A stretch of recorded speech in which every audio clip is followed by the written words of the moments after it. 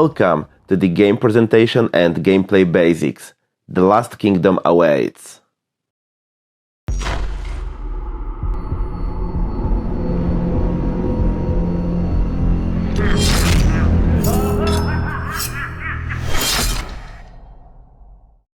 Hello all the Last Kingdom and Gamelyn Games fans, and all the people that love some good board games. My name is Adam, aka Weekly Game Night, and today I'm your voice off the screen showing you the newest Gamelyn Games title, The Last Kingdom, based on a hit TV series from Netflix.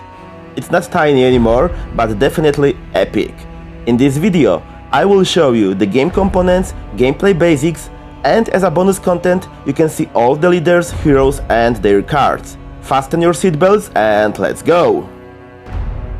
The Last Kingdom is a strategic game with the area influence and the drafting mechanics for 2 to 5 players that will take you about 2 to 3 hours to play it. Designed by John DeClaire, known for Cubitos, Mystic Vale or Dead Reckoning, this game is launching on Kickstarter in March. And you can find the link to the campaign in the description of this video.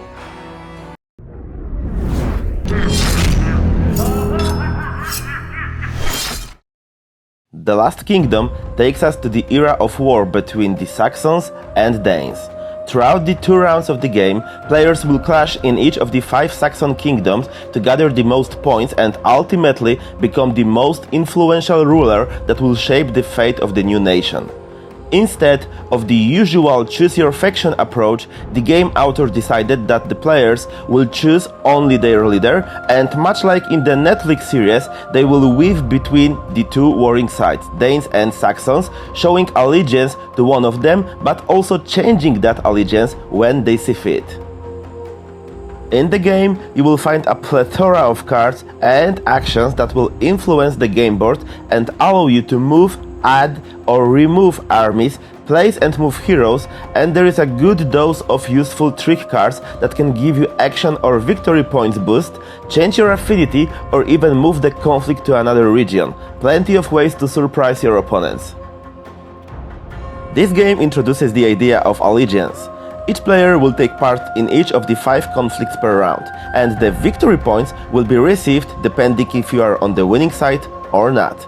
As I mentioned, there are 2 major sides of conflict, Danes and Saxons, with the Saxons divided into 3 different kingdoms, Wessex, Mercia and Northumbria. How many victory points you will receive? Well, that depends on how many armies and heroes from the winning side there are and your affinity, which works like a points multiplier. The higher the affinity to each of the kingdoms, the more victory points you will get. Oh, and through the course of the game, you will change your allegiance a lot.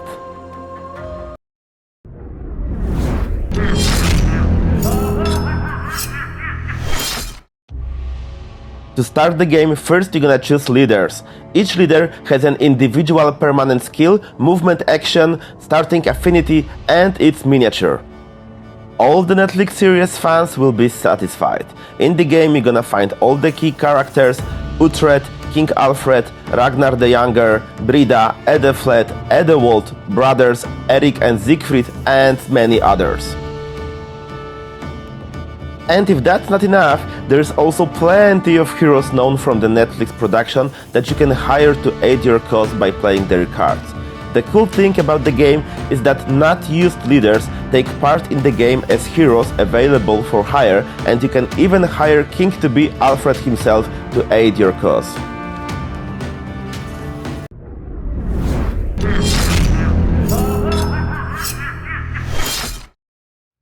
Okay, it's time to show you some gameplay. The game setup is pretty fast. You will start by placing the game board in the middle of the table.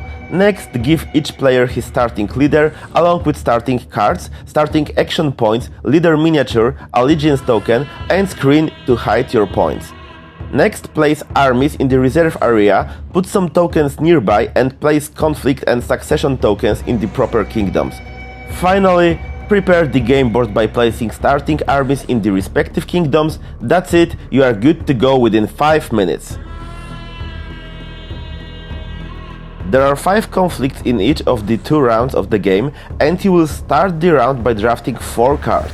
Simply pick one card and give cards to the player to your left and do it as long until you have drafted 4 cards. Add 2 starting cards and your deck of 6 cards is ready for the round. If you drafted any instant card, play it right away for the bonus. As mentioned before, in each of the rounds, you will play the conflict in each of the kingdoms. You start the game by playing conflict in the region with a conflict token present. And now for the fun part. For each of the conflict, players will perform actions by playing their cards or using their action market. The action market introduces a sliding action mechanic. Simply pay for the chosen action with your action points and move the chosen plaque to the end of the market, and then slide all the other action plaques to the left. With the cards and the action plaques, you will manipulate the game board by creating, moving and destroying armies. You can also place or move heroes, and some of the cards allow you for combat tricks and adding affinity or changing your allegiance. Whatever the players do, it will influence the ever-changing game board and force strength for each of the factions. But if you feel like things are going south for you, you can always change allegiance with cards or action plaque, which is the key element of the game. Once all the players pass, the conflict will be resolved, but there is a special pass action called Prepare for the Invasion that will yield you some action points once you take it and allow you to choose where to place the next conflict token called Succession. After the conflict is resolved, it's time to score some victory points for the players that are loyal to the winning side. Players will score a number of points based on the number of armies and heroes multiplied by their faction affinity.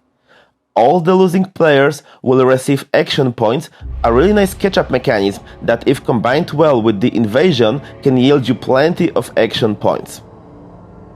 After the conflict is resolved, it's time to remove excess armies and move the conflict token to the next kingdom.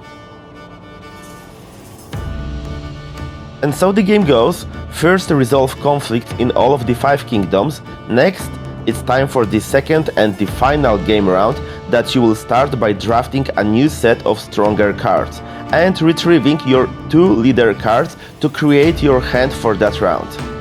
Once all the conflicts are resolved in the second round of the game ends. You're gonna count your points and the player with the highest score wins the game.